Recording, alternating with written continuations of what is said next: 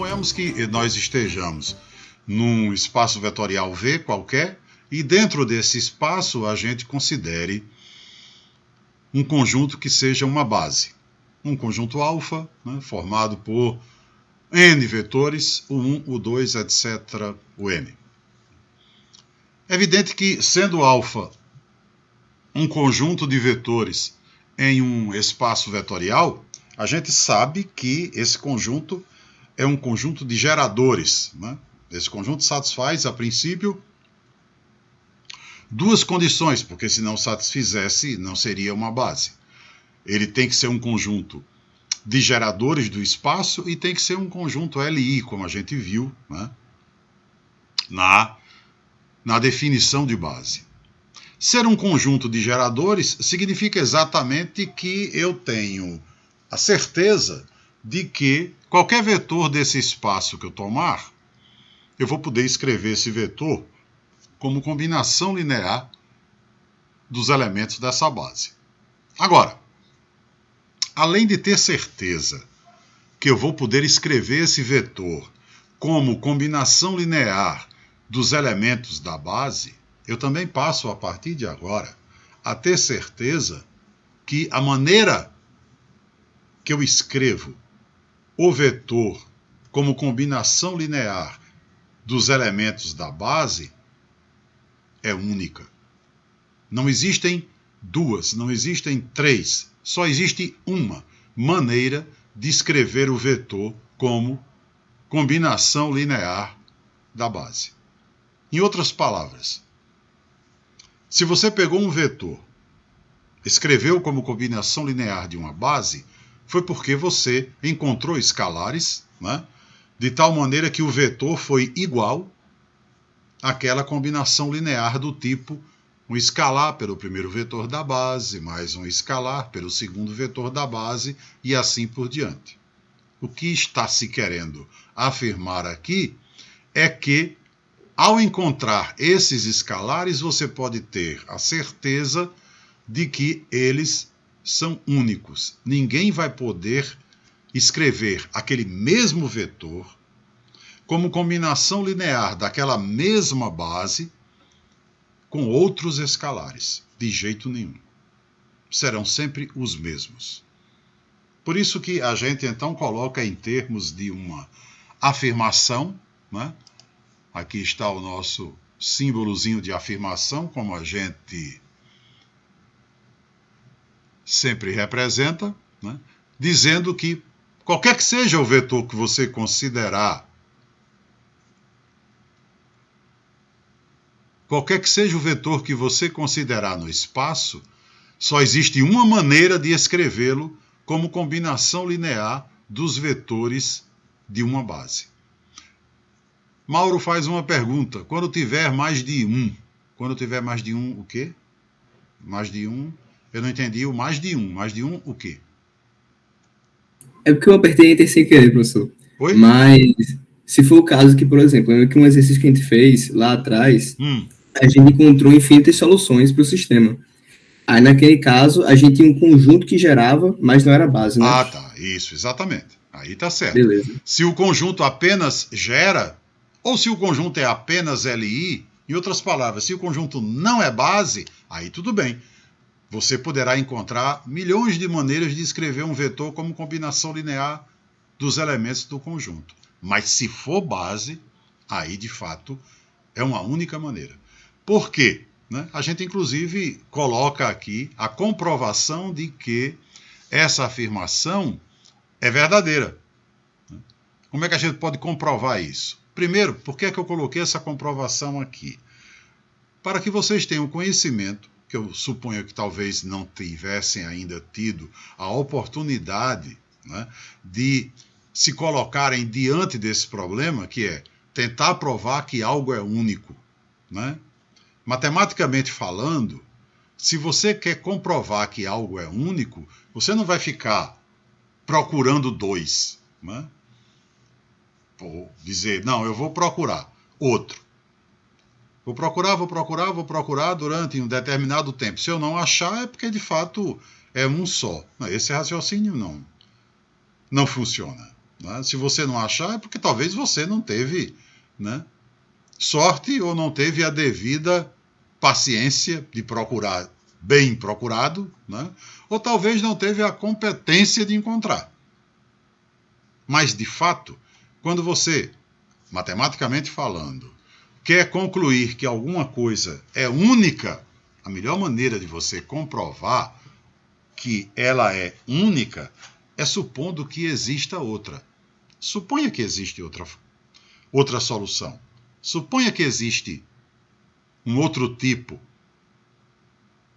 E aí, você trabalha para comprovar que, de fato, aquele outro tipo que você supôs que existia é igual ao que você já tinha. Então, na verdade, não é outro, é o mesmo. E, consequentemente, segue o seguinte raciocínio. Se toda vez que eu suponho que existe um outro, acabo concluindo que esse outro é igual ao que eu tenho, então é porque não existe outro. Esse sim é o raciocínio que a gente aplica quando quer, normalmente, verificar que alguma coisa é única. Não é? Por isso que eu trouxe aqui essa comprovação, para a gente ter um primeiro contato com uma comprovação de unicidade. Portanto, vamos supor, né, que eu tenha aqui um vetor V desse espaço e essa base alfa. E, além disso, vamos supor que eu consegui escrever esse vetor V como combinação linear dos vetores de alfa de duas maneiras. Encontrei escalares A1, A2, AN, de tal maneira que eu escrevi V como A1, U1, mais A2, U2, mais etc., mais AN, UN. E, além disso, encontrei escalares B1, B2, Bn, de tal forma que também escrevi o mesmo vetor V como B1, U1, mais B2, U2, etc., mais Bn, Un. Vamos chamar a primeira forma de escrever V como combinação dos vetores de alfa de 1 e a segunda forma de 2. E vamos fazer a diferença. Equação 1 menos equação 2. Então, num dos membros aparecerá o vetor nulo. Aparecerá o vetor nulo, claro, que vem de V menos V. Então, num dos membros eu terei o vetor nulo. No outro membro, né, eu terei A1, U1, etc., AN, UN, aqui, menos B1, U1, mais B2, U2, mais Bn, UN. Muito bem. Então, aqui, eu vejo que posso, nessa equação, colocar os vetores da base alfa em evidência, né? Então, se eu colocar o 1 em evidência, ficarei com A1 menos B1, que é um escalar, né, como coeficiente do vetor U1. Depois eu terei A2 menos B2 como coeficiente do vetor U2. E assim por diante, até AN menos BN como coeficiente do vetor UN. Igual ao vetor nulo. Ora, onde foi que eu cheguei? Cheguei numa equação onde, à esquerda da igualdade, eu tenho uma combinação linear, né? Porque A1 menos B1, A2 menos B2, etc., AN menos BN, essas diferenças são escalares. Né?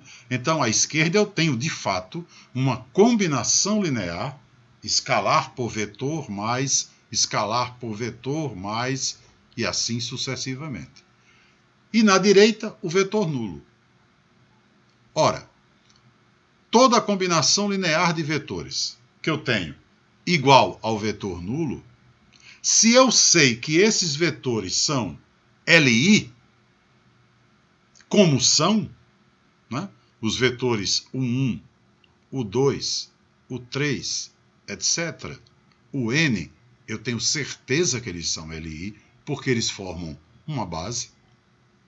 Então, uma combinação linear de vetores LI igual ao vetor nulo, o que é que eu posso concluir daí?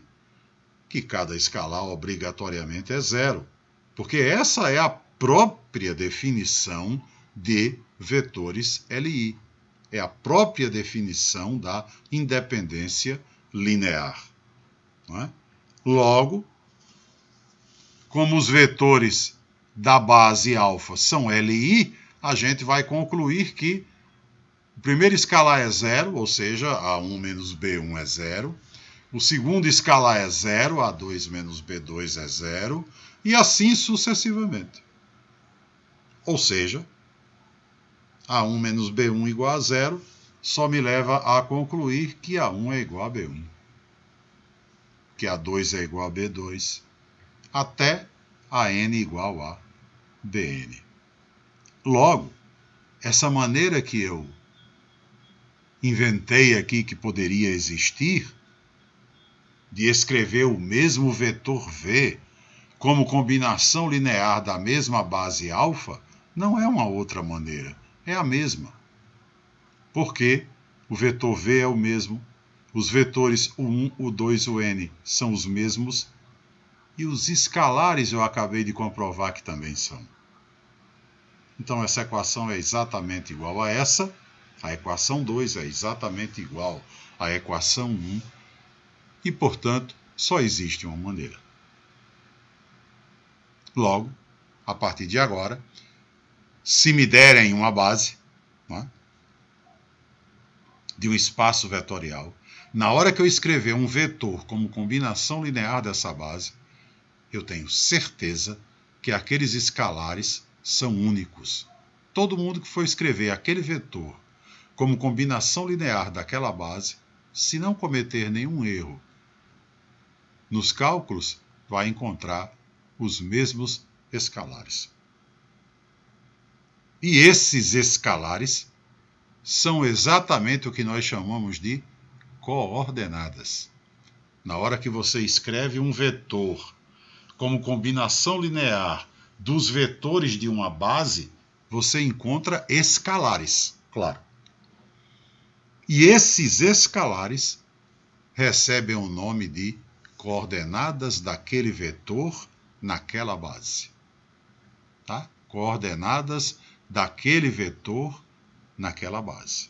Então, por exemplo, como está colocado aqui, se você escreveu o vetor V como combinação linear dos vetores de alfa e encontrou os escalares A1, A2, etc., AN, você sabe que esses escalares são únicos e, a partir desse momento, eles representam as coordenadas do vetor V na base alfa. E como é que a gente representa essa afirmação?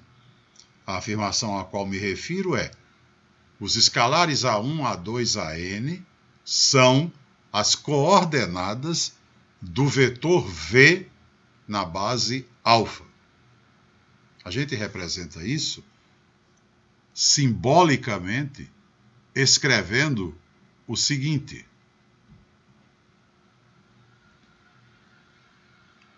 a gente põe o vetor V entre colchetes. À direita dessa simbologia, aqui no pé do colchete da direita, a gente põe o símbolo que representa a base, tá? E isso aqui eu passo a ler da seguinte maneira, né? Na hora que eu olhar para colchete, um vetor, um colchete com um símbolo que representa uma base, eu passo a ler isso aqui como coordenadas desse vetor V naquela base alfa. e represento essas coordenadas que eu sei que são o quê? Escalares, né? Que eu sei que são escalares, eu represento sob a forma de uma coluna, uma matriz coluna. Então, eu escreveria aqui A1, A2, etc. a n. Os escalares que são as coordenadas. Então, agora, lendo por completo isso aqui, eu diria: as coordenadas do vetor V na base alfa são esses escalares aqui. Tá? E uma observação que deve ser feita, porque é importantíssima. Como a gente sabe que se modificar a posição de elementos numa matriz, seja ela matriz coluna ou não, não importa. Numa matriz, cada elemento tem uma posição fixa. Se você mudar elemento de posição, você modificou a matriz. Tá? Então, como cada elemento tem uma posição fixa, e eu estou diante de uma matriz, é uma matriz coluna, é uma matriz, eu passo a entender que esse A1 é obrigatoriamente o escalar que serve de coeficiente do primeiro vetor da base alfa. A2 é o escalar que serve como coeficiente do segundo e assim por diante. Portanto, a partir desse momento, as bases a gente vai considerar como sendo ordenadas. Os vetores ocupam as posições numa ordem fixa, porque só assim eu vou poder, respeitando essa ordem, escrever qualquer vetor do espaço como combinação linear daqueles elementos da base e, consequentemente, trarei os escalares nessa ordem para formarem a matriz coluna. Tá ok? É exatamente sobre isso que vai falar o nosso próximo slide aqui.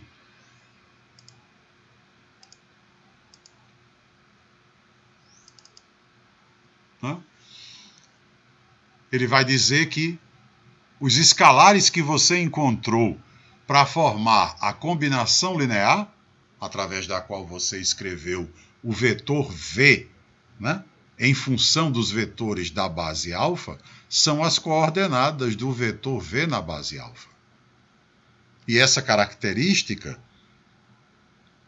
esse fato, é denotado exatamente na forma que a gente já colocou. As coordenadas do vetor V na base alfa são os escalares ordenadamente colocados sob a forma de uma matriz coluna. Tá certo? Então, por exemplo, vamos para o nosso R2, que é o melhor espaço, como eu sempre digo, para a gente começar a resolver qualquer exemplo. Vamos supor que no R2 eu considere duas bases distintas. Uma alfa, que seja formada pelos vetores 3, 2 e 2, 2, e uma beta, que seja formada pelos vetores 1, 0, 1 e 1. De repente, alguém pode chegar e dizer: olha, por favor, me diga, isso aqui é igual a quê? Então, evidentemente, a primeira coisa que precisa fazer é ler corretamente isso aqui. Se você não souber o significado disso aqui, é evidente que você jamais irá descobrir o que é isso, né? Significado.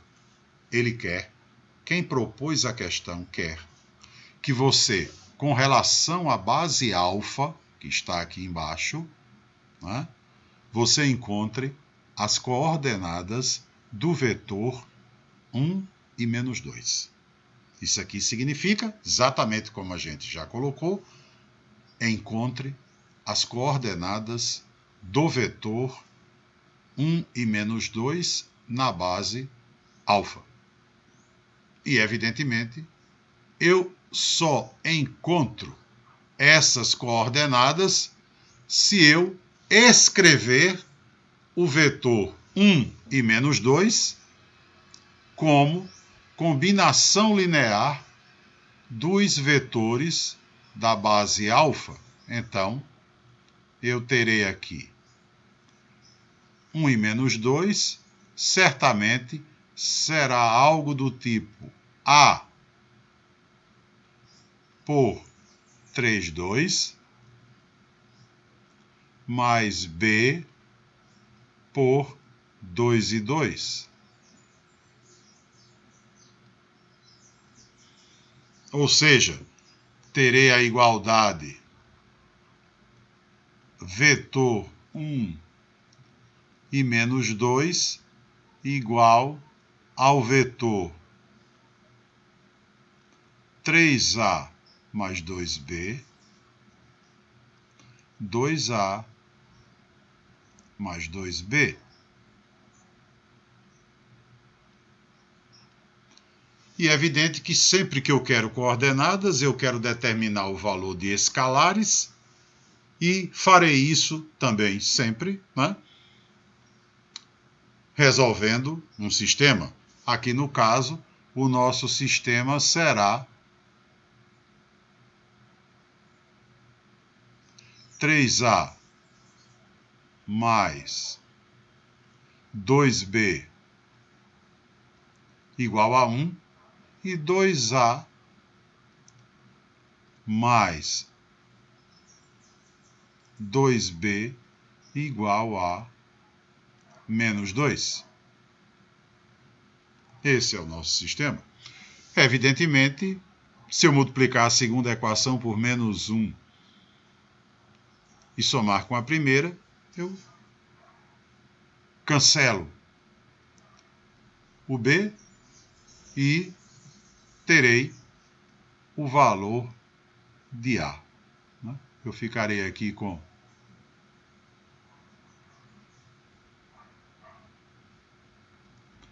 menos 2A menos 2B igual a 2.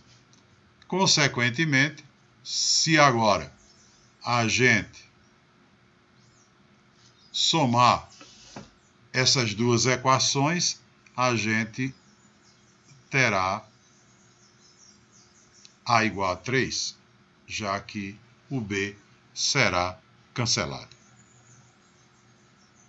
Se A é 3, eu escolho a equação que eu quiser, né? E dela eu consigo o valor de B. Por exemplo, na primeira equação, como A é 3, eu teria 9 mais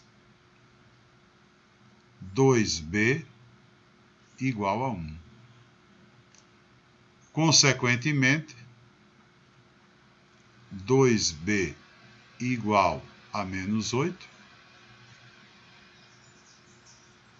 B igual a menos 4. Encontradas as coordenadas, né, do vetor 1 e menos 2 na base alfa. Agora, chega a hora, então, em que eu preciso ter, né, atenção para a ordem em que eu vou escrever essas coordenadas sob a forma de matriz coluna, né? Porque eu tenho que respeitar o fato de que nós começamos essa história, né? Nós começamos essa história dizendo que íamos escrever o vetor 1 e menos 2 como A, que é 3, multiplicado pelo primeiro vetor da base alfa, mais B, que é menos 4, multiplicado pelo segundo vetor da base alfa, que é 2 e 2. E é evidente que essa ordem, que foi imposta pelos dois vetores da base alfa, que vieram nesta ordem, 3 e 2 em primeiro lugar e 2 e 2 em segundo, ela tem que ser respeitada. Logo, eu direi aqui que essas coordenadas correspondem à matriz coluna.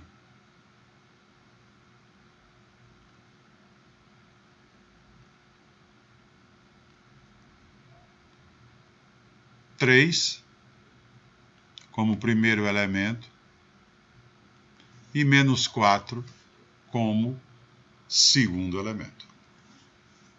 Estão, portanto, determinadas as coordenadas do vetor 1 e menos 2 na base alfa. Ok? Então, o silêncio permite que a gente siga, né, em frente. Vamos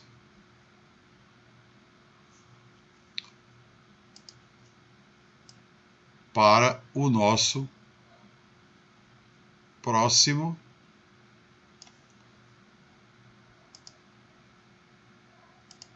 slide, para a nossa próxima tela. Então, temos aí nossas duas bases. Encontramos o vetor, encontramos as coordenadas, desculpe, né, do vetor 1 e menos 2 na base alfa, que foram 3 e menos 4, nesta ordem. E se fôssemos encontrar, né, as coordenadas desse mesmo vetor, mas agora na base beta, encontraríamos certamente 3 e menos 2. Bastaria, né, claro, que a gente também fizesse aqui o sistema, ou a equação, né, a equação vetorial 1 e menos 2 será um C pelo vetor 1 e 0 mais um D pelo vetor 1 e 1, certamente, né, faríamos o mesmo trabalho, um trabalho inteiramente equivalente ao que a gente acabou de fazer, montaríamos o sistema e encontraríamos que C é, na verdade, 3 e D é menos 2. Né? Só testando aqui, né, nós teríamos, só para conferência, 3 multiplicado por 1, menos 2 multiplicado por 1, 3 menos 2, 1. Depois, 3 multiplicado por 0, que é 0, mais menos 2 multiplicado por 1, menos 2. Exatamente, seriam essas duas as coordenadas. Né? As coordenadas do vetor 1 e menos 2, agora com relação à base beta. Ok? Muito bem. É importante que a gente saiba que há uma relação, né, entre esses dois conjuntos de coordenadas. Ou seja, nós encontramos 3 e menos 4 como as coordenadas, né, do vetor 1 e menos 2 na base alfa, e encontramos 3 e menos 2 como as coordenadas do mesmo vetor 1 e menos 2, só que na base beta. E agora eu estou dizendo a vocês que é possível, né, relacionar esses dois conjuntos de coordenadas. Né? Em outras palavras, a gente consegue estabelecer uma relação entre as coordenadas de um vetor em uma base com as coordenadas de um vetor em outra base. Evidente, bases distintas, porém o mesmo vetor. É possível estabelecer uma relação, que nós estamos querendo dizer é isso. É possível estabelecer uma relação entre as coordenadas de um vetor numa base alfa com as coordenadas desse mesmo vetor numa outra base beta. É possível a gente estabelecer uma relação dessa natureza. E que relação é essa? Como será que eu vou conseguir relacionar essas duas colunas? Digamos, eu tenho aqui as coordenadas do vetor 1 e menos 2 na base alfa, que são 3 e menos 4, e estou dizendo que existe uma relação entre essas coordenadas e as coordenadas desse mesmo vetor na base beta. Existe aqui, entre essas duas colunas, uma relação. E quem estabelece essa relação é uma matriz. É uma matriz que a gente tem plenas condições de determinar. Tá? De determinar. Na verdade, essa relação corresponde a gente colocar o problema nos seguintes termos. Vamos supor que as coordenadas de um certo vetor V na base alfa eu conheço. Colocar a situação num português bem simples. Vamos supor que eu conheço as coordenadas de um vetor V numa base alfa. Depois a gente traz isso para o nosso exemplo aqui. Estamos falando agora de uma forma geral, em qualquer espaço, pegando qualquer vetor V e considerando qualquer vetor alfa. Tá? Então vamos supor que eu conheço as coordenadas de um vetor V na base alfa. E tenho uma outra base e quero conhecer as coordenadas do vetor V nessa outra base, na base beta.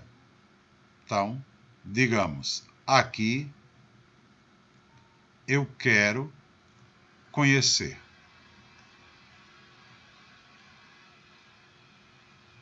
Por que é que eu estou fazendo uma descrição, né, dessa forma? É porque, na verdade, esse tema é um tema que envolve tanta letra, né? A letra dos vetores das bases, as letras, aliás, dos vetores das bases, a letra que representa o vetor V, as letras gregas que representam as bases. Então, vamos pausadamente tentar dizer o que é que nós conhecemos e o que é que nós queremos conhecer. Suponha, então, que nos deram, né, duas bases e nos disseram: olha, as coordenadas de um certo vetor V numa determinada base alfa são essas aqui. Pá. Eu queria que você encontrasse as coordenadas desse mesmo vetor nessa outra base, na outra base beta. É evidente, né, que você não precisaria de nenhum conhecimento novo para resolver esse problema. Não é? Vamos supor, alguém chegaria, voltando agora para o nosso exemplo, né? Voltando agora para o nosso exemplo, alguém chegaria para você e diria o seguinte: em vez de dizer que o vetor V é o vetor 1 e menos 2, digamos que o problema fosse o seguinte. Alguém chegaria para você e diria o seguinte: olha, eu estou no R2, a base alfa é aquela que está ali em cima, 3222, a base beta é aquela outra, 10, 1 e 1. Eu digo para você que as coordenadas de um certo vetor V na base alfa correspondem à matriz coluna 3 e menos 4. E aí, dito isto, eu lhe pergunto: quais são as coordenadas desse mesmo vetor na base beta? Tá? Suponha, é isso que eu estou querendo dizer, suponha que não lhe deram o vetor 1 e menos 2. Lhe disseram: estou no R2, a base alfa é 3222, a base beta é 1011. As coordenadas do vetor V na base alfa são 3 e menos 4. Me encontre as coordenadas do vetor V na base beta, que é exatamente a situação que eu estou colocando aqui. V na base alfa eu conheço e V na base beta eu quero conhecer. Como você resolveria isso? Sem saber qual é o vetor V. Né? Eu acho que está claro o problema que eu estou colocando. Né? Lhe seriam dadas as duas bases, lhe seriam dadas as coordenadas do vetor V na base alfa e lhe seriam pedidas as coordenadas do vetor V na base beta. Como você resolveria isso? Né? Vamos ver aqui. Luiz Henrique levantou a mão e tem a palavra. Fala, Luiz. Para poder descobrir, eu multiplicaria os elementos da base alfa pelas suas coordenadas e igualaria aos elementos da base beta vezes escalares, vezes variáveis, tipo A e B. Então, os valores de A e B seriam os valores das coordenadas. Encontraria, certo. Não tenha dúvida. Ou se quisesse fazer em 2 etapas, né, que é uma coisa que eu quero falar, porque às vezes é preciso. Se você tem o vetor, né, como a gente resolveu o exemplo, como foi que a gente, né, descobriu isso aqui? Como foi que a gente descobriu que as coordenadas do vetor 1 e menos 2 na base alfa valiam 3 e menos 4? Foi pegando o vetor 1 e menos 2 e escrevendo como combinação linear dos vetores da base alfa. Os escalares foram trazidos para a coluna, formaram as coordenadas. Esse é o problema num sentido. Eu conheço o vetor, descubro as coordenadas. Aqui, como me deram as coordenadas, é evidente que eu posso descobrir o vetor, né? Não tem problema nenhum. O problema inverso, eu conheço as coordenadas. Eu conheço a base. Então eu sei descobrir o vetor. Óbvio, né? Que foi o que Luiz Henrique, né? Foi Luiz Henrique que acabou de falar, né? Fez, sim. Só que ele fez de uma vez só. Ele já foi direto para descobrir as coordenadas do vetor V na base beta, né? Mas eu quero fazer em 2 etapas para poder, talvez até, ser mais simples de todo mundo compreender. O que eu estou querendo dizer, a situação aqui é o inverso do que a gente fez. Eu tenho as coordenadas, aqui, eu tenho as coordenadas, e estou dizendo que, com essas coordenadas, eu descubro o vetor V.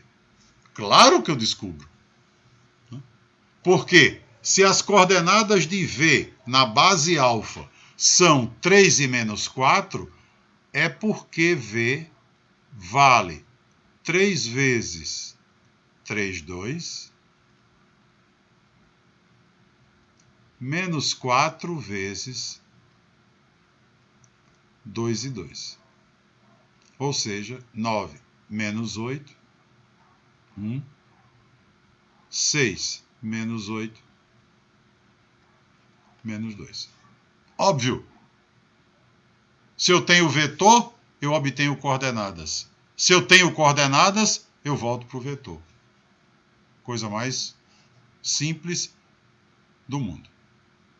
E aí, já que me pediram as coordenadas de V na base beta, a partir do momento que eu descobri quem é V, né, agora eu pego V, 1 e menos 2, e vou escrever como combinação linear da base beta. Escrevi, encontrei as coordenadas. Certamente encontraria, né, 3 e menos 2. Mas, enfim, o problema estaria resolvido. Porém, a gente precisa conhecer a existência de uma matriz muito importante, que, por exemplo, é usada para resolver esse tipo de questão. Muita gente não gosta de trabalhar com essa matriz, tudo bem, mas a gente precisa conhecer da existência dela. Tá? E o tipo de problema é exatamente esse que eu estou colocando para vocês. Suponha que você está num espaço vetorial. Nesse espaço vetorial você tenha 2 bases e alguém lhe diga: eu lhe dou as coordenadas de um certo vetor V na base alfa. Elas valem 3 e menos 4, do jeito que estão aqui. Eu quero que você encontre as coordenadas desse mesmo vetor na base beta. Aí você vai dizer: posso resolver assim. Se eu tenho as coordenadas na base alfa, eu encontro o vetor, como a gente acabou de fazer. Encontrado o vetor, eu escrevo ele como combinação linear dos vetores da base beta. Resolvi o problema. Pode, claro. Porém, a gente também pode resolver utilizando exatamente uma matriz que é importante, como eu falei, que a gente saiba da existência dela. E a caracterização, a melhor forma da gente caracterizar essa matriz é exatamente expondo esse problema. Conheço as bases e sei que as coordenadas de um certo vetor na base alfa vale aquela matriz, como nós escrevemos aqui. Então, conheço V na base alfa e quero conhecer V na base beta. Se eu não quiser resolver esse problema, como a gente acabou de resolver, encontrando o vetor V, eu resolvo esse problema por meio de uma matriz. Por meio de uma matriz. Chamada matriz de mudança de base. E é evidente que ela tem esse nome, porque a mudança aqui no caso se refere à mudança das coordenadas. Você conhece as coordenadas na base alfa e quer conhecer na base beta. Então você quer mudar de base. Quer sair da que conhece para chegar na que não conhece. Não conhece o quê? Coordenadas. Você conhece as coordenadas na base alfa e quer conhecer as coordenadas na base beta. Você vai fazer isso através de uma matriz que é simbolizada pela letra I. Um I maiúsculo, né? E a simbologia respeita uma determinada ordem, que é a seguinte. Como você conhece em alfa e quer conhecer em beta, você quer mudar do que você conhece para descobrir onde não conhece. Então você quer mudar de alfa para beta. Você sempre vai colocar aqui o símbolo respeitando essa ordem. Quero sair de onde conheço, então aquela base onde você conhece as coordenadas, você põe aqui como se fosse um expoente. E quero chegar a conhecer as coordenadas naquela base beta. Então o símbolo beta você põe aqui embaixo como se fosse um índice. E você vai ler isso aqui como matriz que muda da base alfa para a base beta. Tá? Primeira observação. Essa não é uma matriz coluna. Matriz coluna é a matriz que representa as coordenadas. Essa será sempre uma matriz quadrada. E a ordem dela será sempre dimensão de V por dimensão de V. Ou seja, no caso do nosso exemplo, teremos uma matriz 2 por 2. Não é? E como é que eu vou determinar essa matriz. Sei que ela é quadrada, sei que ela é 2 por 2. Como é que eu encontro os 4 elementos dela? Muito simples. Como, neste caso, a gente supôs, né, que conhece em alfa e quer conhecer em beta, logo, eu quero mudar de alfa para beta, eu vou apanhar cada vetor da base alfa e escrever como combinação linear da base beta. E os escalares dessas combinações lineares eu vou colocar para formar as colunas da matriz que muda da base alfa para a base beta. Tá? Então veja bem, eu quero mudar da base alfa para a base beta. A matriz que vai mudar da base alfa para a base beta, eu obtenho escrevendo cada vetor da base alfa como combinação linear dos vetores da base beta e os escalares trarei para formar as colunas dessa matriz. Por isso que ela será 2 por 2, né? Porque você vai pegar o vetor 3 e 2, vai escrever como combinação de 1 e 0 e 1 e 1. Você está mudando de alfa para beta. Então você pega cada vetor de alfa e escreve como combinação de beta. Então você vai pegar 3 e 2, vai escrever como combinação linear de 1, 0 e 1 e 1. Quantos escalares você vai encontrar? 2.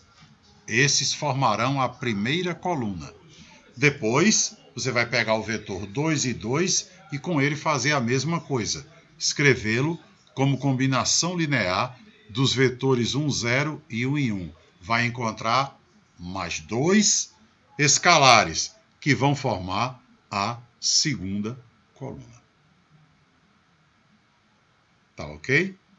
Um resumo de tudo isso que a gente falou está na nossa próxima tela.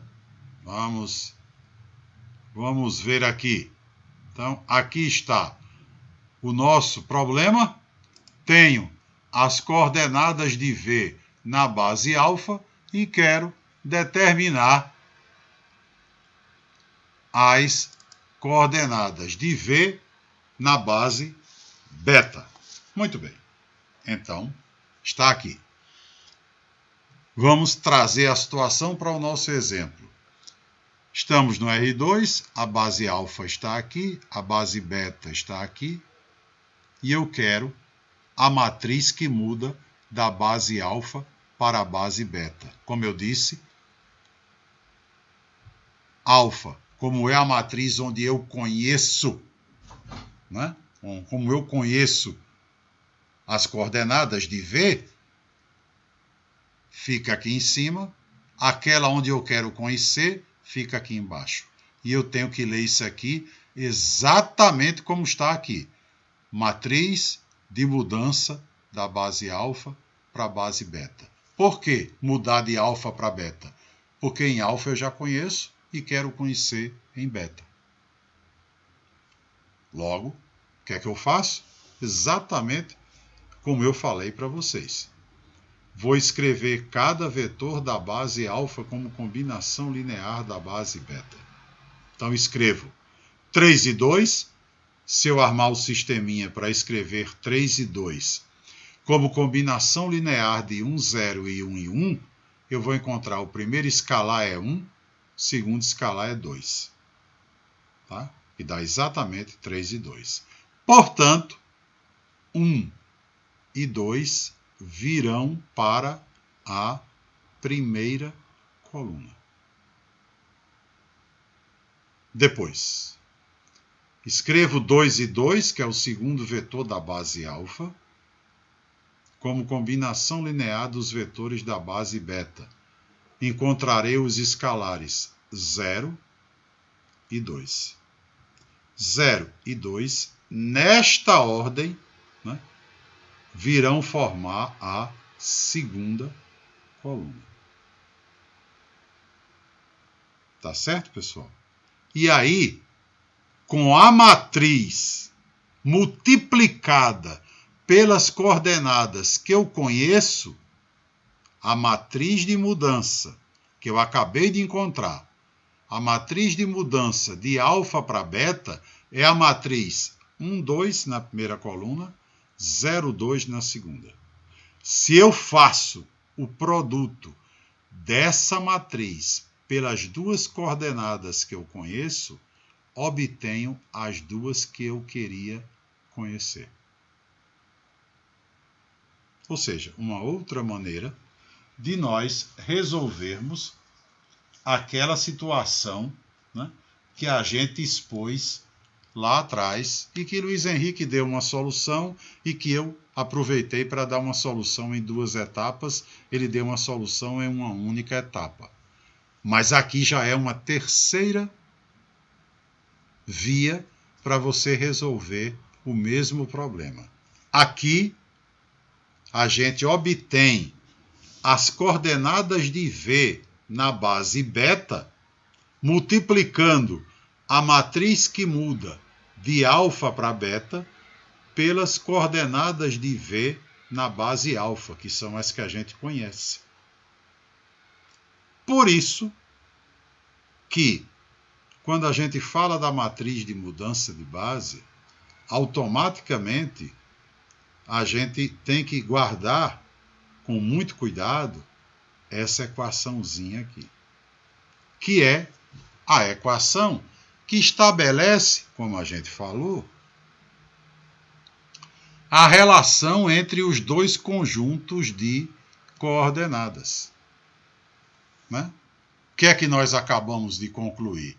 Que se eu multiplico a matriz que muda de alfa para beta pelas coordenadas de V da base alfa, obtenho as coordenadas de V na base beta. Logo, essa equação é quem estabelece a descoberta das coordenadas que eu não conhecia, as de V na base beta.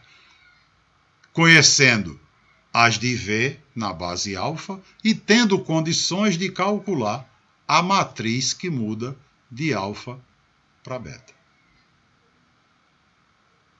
Tá ok? É evidente que se você quiser mudar de beta para alfa, é só você fazer todo esse procedimento ao contrário. Não é? Como é que você muda de beta para alfa? Você vai pegar cada vetor da base beta e escrever como combinação linear da base alfa. E depois pegar os escalares e colocar na coluna. Aí você terá, né? Aí você terá, se fizer isso, se multiplicar cada vetor da base beta como combinação linear da base alfa, você terá a matriz que muda de beta para alfa. Mas essa matriz que muda de beta para alfa vai ser útil para quê? Para você multiplicar, porque já que você está mudando de beta para alfa, é porque você conhece em beta e quer conhecer em alfa. O quê? As coordenadas. Né? Então, nossa equação fica a matriz que muda de beta para alfa, multiplicada pelas coordenadas de um certo vetor na base beta, vão me fornecer as coordenadas desse mesmo vetor na base alfa. A mesma fórmula, trocando apenas os papéis, né, das bases e das coordenadas. E aí, né, recordando de acordo com o que nós escrevemos aqui, como é que eu determino a matriz que muda de beta para alfa? Na verdade, eu tenho 2 caminhos para determinar essa matriz. Eu posso adotar esse mesmo procedimento que está aqui à minha frente, invertendo a posição das bases, né? Ou seja, se eu quero encontrar a matriz que muda de beta para alfa, eu pego cada vetor da base beta e escrevo como combinação linear da base alfa. É uma maneira de encontrar a matriz. Mas existe outra, baseado no fato de que, se eu já conhecer a matriz que muda de alfa para beta, se eu já conhecer a matriz que muda de alfa para beta, eu posso simplesmente dizer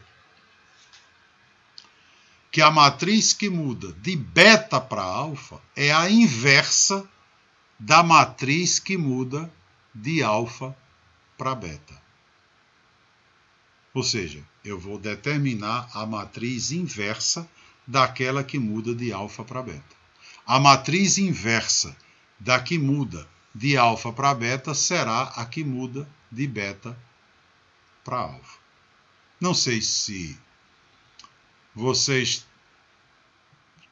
têm costume de determinar a matriz inversa, né?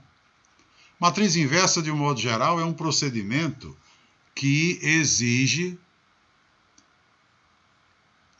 uma porção de contas, né? Realmente não é um procedimento muito bom. Mas se nós estivermos, né, no R2, né, por exemplo, num espaço de dimensão pequenininho, dimensão 2, aí eu sei que a matriz de alfa para beta é 2 por 2. É evidente que a de beta para alfa também. Porque quando você calcula a inversa, você não modifica a ordem da matriz, né? Ela era dimensão de V por dimensão de V, e a inversa dela também será. E no caso da matriz 2 por 2, é muito fácil você encontrar a inversa, né? É muito fácil você encontrar a inversa. Vitor, infelizmente eu não estou conseguindo ler tua pergunta inteira. Qual foi sua pergunta? Só estou lendo inversa. A tela branca ficou... E agora eu não posso mais diminuir a tela branca por força da gravação. Qual é a sua pergunta? Por favor, me diga.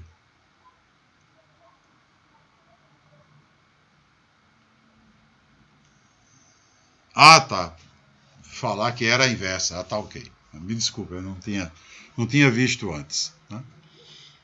Muito bem. Então, normalmente, né, para você determinar a inversa, ou você calcula, né, a inversa, um procedimento para determinar a inversa é dizer que a inversa é a transposta da matriz dos cofatores de todos os elementos da matriz direta. Isso é um caminho que exige uma conta razoável, né? Razoável. A outra maneira de encontrar a inversa é resolvendo também, né, sistemas. Por quê? Porque é baseado no fato de que, digamos, se eu tenho uma matriz A, encontrar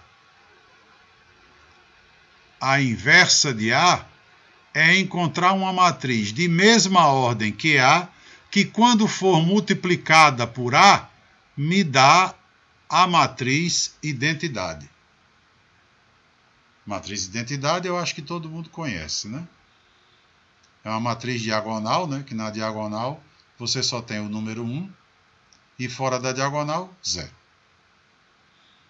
Aí você arma um baita de um sistema, né? Por exemplo, suponha, você vê como a coisa pode acabar, né? Acabar num trabalho realmente bem, né? Bem substancial, né? Digamos, o cara chega para você e diz, olha, estou aqui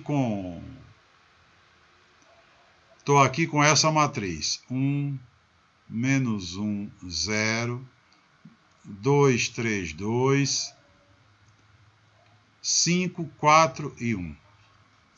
Queria achar a inversa dela. Então, essa matriz é 3 por 3. Primeiro de tudo, eu preciso saber, né, quando é que a matriz tem inversa, né? Porque não é toda matriz quadrada que vai ter inversa. Existe nessa história uma exigência, né? Uma matriz só tem inversa se ela satisfaz uma determinada exigência. A gente sabe qual é? A exigência para que uma matriz tenha inversa?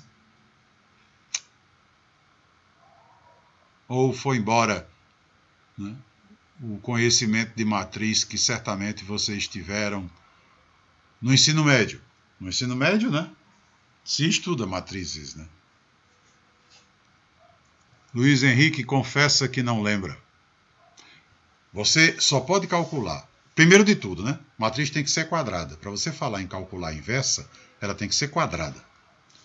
E você só vai poder dizer que ela tem inversa se o determinante dela não for zero. Né? O determinante dela não for zero. Então, se você tiver uma matriz quadrada com determinante não nulo, essa matriz tem inversa. Aí pode procurar que você vai encontrar. Né? Pode tentar calcular que você vai obter.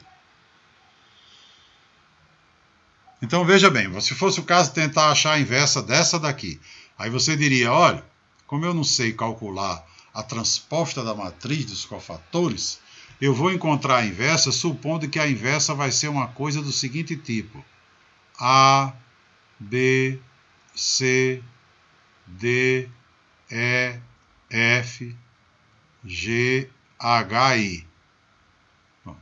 9 incógnitas. Você vai armar um sistema de tal maneira que isso aqui seja igual a 100, 010, 001. Vai tentar achar A, B, C, D, E, F, G, H, I. Que é exatamente essa equação, né?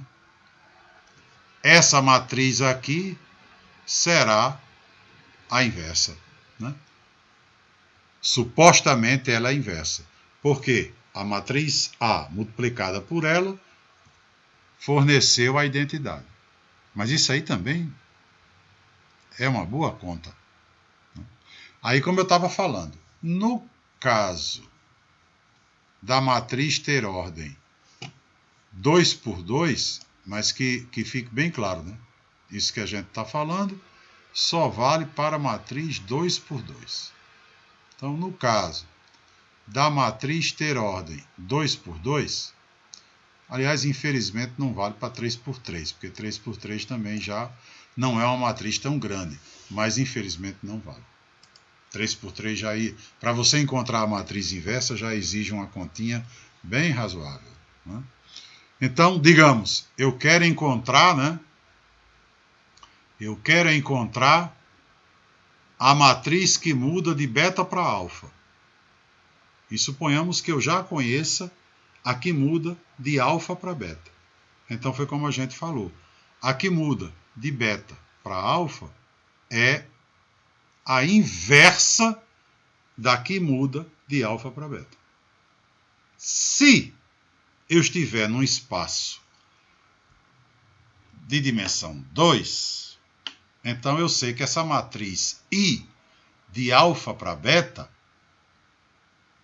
é uma matriz 2 por 2. Né? Aí, nesse caso, encontrar a inversa dela é bom. Não tem realmente, né, problema. A gente não vai ter trabalho. Encontrar a inversa de uma matriz 2 por 2 não dá trabalho, de jeito nenhum. Vamos então ver como é que a gente faz, né? No caso 2 por 2. Vamos puxar aqui nossa última telinha. Nós havíamos calculado, né, a matriz que muda de alfa para beta. Está ela aqui. Matriz que muda de alfa para beta é esta. Eu sei que a que vai mudar, né, de beta para alfa será a inversa dessa. Aí, o que é que eu estou falando? É que não é complicado, né, você encontrar a inversa neste caso. Por quê? Porque a matriz original é 2 por 2. A inversa, evidentemente, também será 2 por 2. A inversa também será 2 por 2. E como é que eu chego nela? Bem simples, bem rápido. O que é que a gente faz? Veja bem, vamos supor, né, que aqui a gente esteja com a matriz original. Matriz original é 1, 0, 2 e 2. Isso aqui é procedimento, né, que era muito comum antigamente, era procedimento de cursinho pré-vestibular, onde você não tinha o menor interesse de ensinar nada a ninguém. Você tinha interesse de preparar o cara para ele fazer a prova de matemática, mesmo que ele não soubesse o que estava fazendo. Não interessa era passar, o que interessava era passar. Aliás, eu acho que esse espírito ainda continua, mas só que acabaram-se os cursinhos, né? Ou talvez tenham se acabado os colégios, eu não sei bem o que foi que se acabou, mas... Aqui está a nossa matriz 2 por 2, né? O que é que eu faço? Primeiro, a matriz de mudança de base, você pode ter certeza que ela sempre vai ter inversa. Ou seja, o determinante dela sempre vai ser diferente de zero. Aqui no caso, o determinante, né? Determinante é 2. Determinante da matriz é 2. Né? Eu tenho uma vez 2, 2 menos 0, então 2. Pronto. Então vamos lá. Aí a matriz está aqui. Como é que eu chego na inversa? Eu pego os elementos da diagonal principal e troco de posição. O 2 vem para cá e o 1 vem para cá. E aí você veja que é bem fácil você decorar esse primeiro passo. Aliás, é fácil você decorar todos os 3 passos. Com 3 passos você mata a inversa. Infelizmente, como eu falei, isso só vale para 2 por 2. Então, por que é fácil decorar? Porque principal começa com P e posição também. Então, principal troca de posição. P com P. Né? Depois, o que é que eu faço com a diagonal secundária? Né? Diagonal secundária está aqui. Secundária começa com S. Sinal também. Então, na diagonal secundária, eu troco o sinal, que é positivo, fica negativo. O 0 não interessa. Então, pronto. Na principal, eu troco a posição. Na secundária, eu troco o sinal. E para chegar na inversa agora, divido todo mundo, depois dessas trocas de posição e de sinal, divido todo mundo pelo determinante, que eu calculei lá da matriz original. Né? Ou seja, divido todo mundo por 2. Então aqui eu ficarei com 1. Aqui com 1/2 e aqui com -1. Acabou? Essa é a inversa. Essa matriz que está aqui,